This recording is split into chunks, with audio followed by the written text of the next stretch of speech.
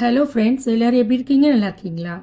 இந்த சம்மர் சீரீஸில் இன்றைக்கி நம்ம பார்க்க போகிற ரெசிபி நொங்கு குல்ஃபி தான் பார்க்க போகிறோம். இந்த நொங்கு குல்ஃபி ரொம்ப டேஸ்ட்டாக இருக்குங்க. செய்கிறது ரொம்ப ஈஸி. வாங்க எப்படி செய்யலான்னு பார்க்கலாம்.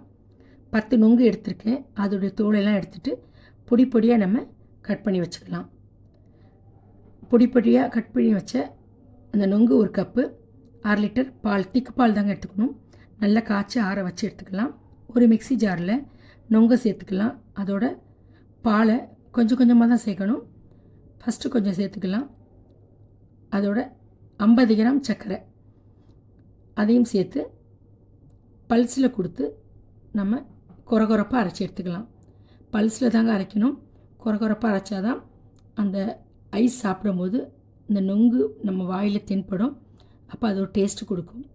1-2 முழுசாக இருந்துச்சுன்னா மறுபடியும் கொஞ்சமாக பால் சேர்த்து மறுபடியும் பல்ஸில் கொடுத்து நம்ம அரைச்சி எடுத்துக்கலாம்.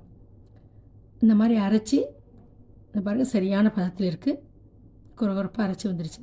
இப்போ ஒரு பவுலில் நம்ம மாற்றி 2 டேபிள் ஸ்பூன் நட்ஸ் பவுடர், பாதம், முந்திரி இந்த ரெண்டையும் சேர்த்து கொரகொரப்பாக அரைச்சி எடுத்து சேர்த்துருக்கேன். நீங்கள் எந்த நட்ஸ் வேணால் சேர்த்துக்கலாம்.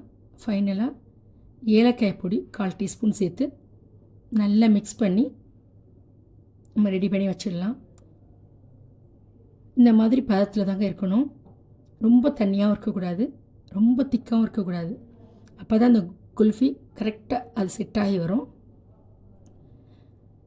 சின்ன குழந்தைங்களுக்கு இந்த குல்ஃபி ஐஸ் ரொம்ப பிடிக்கும். பெரியவங்களே இப்போலாம் விரும்பி சாப்பிட்றாங்க. இதுக்காக வெளியில் போய் தேடி வாங்கி சாப்பிட்றாங்க.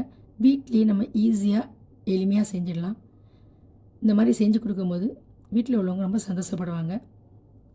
இப்போ நம்ம இந்த மாதிரி குல்ஃபி மோல்ட்ஸ் வீட்டில் இருந்தால் அதில் ஊற்றி நம்ம ஃப்ரிட்ஜரில் வச்சிடலாம். அது இல்லைன்னா பரவாயில்லைங்க. வீட்டில் இருக்க குட்டி குட்டி டம்ளர் கிண்ணங்களை ஊற்றி நம்ம வச்சு சாப்பிட்லாம். ஃப்ரீசரில் 1 டே வச்சு எடுத்தோன்னா சூப்பரான நொங்கு குல்ஃபி ரெடி. சாப்பிட ரொம்ப டேஸ்ட்டாக இருக்கும். நீங்களும் செஞ்சு பாருங்கள்.